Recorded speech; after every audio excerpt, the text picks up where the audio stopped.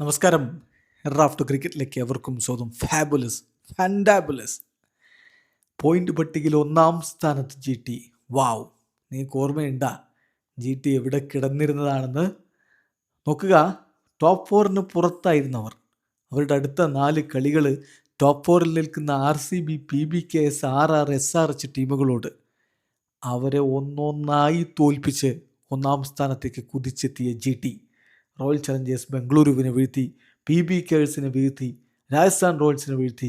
ഇതാ സൺറൈസേഴ്സ് ഹൈദരാബാദിനെ അരിഞ്ഞിട്ടു എന്നതാണ് നമ്മുടെ തമ്പനയിൽ. അത് വെറുതെ ഇട്ടതല്ല, കാരണം അമ്മാതിരി വിജയമാണ്. വെറും 86 റൺസിന് പേര് കേട്ട സൺറൈസേഴ്സ് ഹൈദരാബാദിൻ്റെ ബാറ്റിംഗ് നിരയെ എറിഞ്ഞിട്ടു, അങ്ങനെ അരിഞ്ഞിട്ടു. 82 റൺസിൻ്റെ തകർപ്പൻ ജയമാണിപ്പോൾ ജി ടി സ്വന്തമാക്കിയിരിക്കുന്നത്. തുടക്കത്തിലെ എറിഞ്ഞിട്ട റബാദ, സിറാജ് ബൗളിംഗ് ദ്വയം നോക്കുക. 3.1 ഓവർ ആകുമ്പോഴേക്കും ഹെഡ് പോയി, അഭിഷേക് ശർമ്മ പോയി, ഇഷാൻ കിഷൻ പോയി. അങ്ങനെ ഓരോരുത്തരായിട്ട് മടങ്ങിപ്പോയി. റബാദക്ക് 3 വിക്കറ്റ്. ജെയ്സൺ ഹോൾഡർ വന്നത് മുതൽ കിടലൻ പ്രകടനമാണ്. 3 വിക്കറ്റ് അദ്ദേഹത്തിനും. പ്രസിദ്ധിന് 2 വിക്കറ്റ്. റാഷിദ് ഖാൻ ഒരു ഓവർ കംപ്ലീറ്റ് ചെയ്യാൻ പോലും പറ്റിയില്ല, കളി അങ്ങപ്പോഴേക്കും തീർന്നു. അദ്ദേഹം 1 വിക്കറ്റ്. സിറാജ് 3 ഓവറിൽ 11 റൺസിന് 1 വിക്കറ്റ്. പൊളിച്ചടുക്കി. ആദ്യം ബാറ്റ് ചെയ്ത ജി ടി നിശ്ചിത 20 ഓവറുകൾ 5 വിക്കറ്റ് 168 റൺസ് അടിച്ചപ്പോൾ മറുപടി ബാറ്റിങ്ങിൽ 14.5 ഓവറുകളിൽ 86 റൺസിന് വെറും 86 റൺസിന് ഓൾ ഔട്ടായി പേര് കേട്ട SRHന്റെ ബാറ്റിംഗ് നിര. ശരിക്കും പറഞ്ഞാൽ ജി ടിയുടെ തുടക്കം അത്ര മികച്ചതായിരുന്നില്ല ബാറ്റിങ്ങിൽ. ശുഭൻ ഗിൽ 5 റൺസുമായിട്ട് ഹിഞ്ചയുടെ പന്ത് പോയി. പിന്നാലെ ഹിഞ്ചയുടെ പന്തിൽ ജോസ് ബട്ട്ലർ പോകുന്നു. 7 റൺസാണ് അദ്ദേഹം നേടിയത്. അങ്ങനെ പ്രമുഖ ബാറ്റർമാർ മടങ്ങുമ്പോൾ സ്കോർ ബോർഡിൽ 26 റൺസ്, 2 വിക്കറ്റിന് 26 റൺസ്.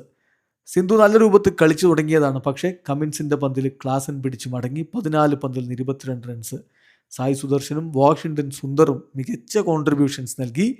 സായി സുദർശൻ 44 പന്തുകൾ 5 ഫോറും 2 സിക്സും അടക്കം 61 റൺസ് അടിച്ചപ്പോൾ വാഷിംഗ്ടൺ സുന്ദർ 33 പന്തിൽ നിന്ന് 7 ഫോറും 1 സിക്സും അടക്കം 50 റൺസ് നേടി. ജെയ്സൺ ഹോൾഡർ 10 പന്തിൽ നിന്ന് 11 റൺസ് എടുത്ത് പുറത്താകാതെ നിന്നു. ഹിഞ്ചെ 3 ഓവറിൽ 17 റൺസ് 2 വിക്കറ്റും.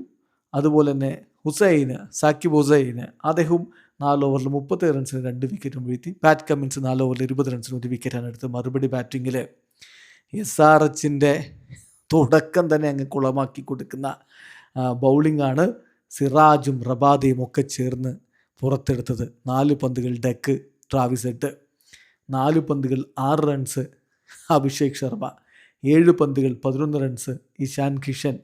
പിന്നെ വന്ന സ്മരൺ രവിചന്ദ്രനും പ്രത്യേകിച്ചൊന്നും ചെയ്യാൻ പറ്റിയില്ല. 15 പന്തുകൾ 9 റൺസ്. അല്ലെങ്കിൽ ആരാ പിന്നെ എന്തെങ്കിലും ചെയ്തത്?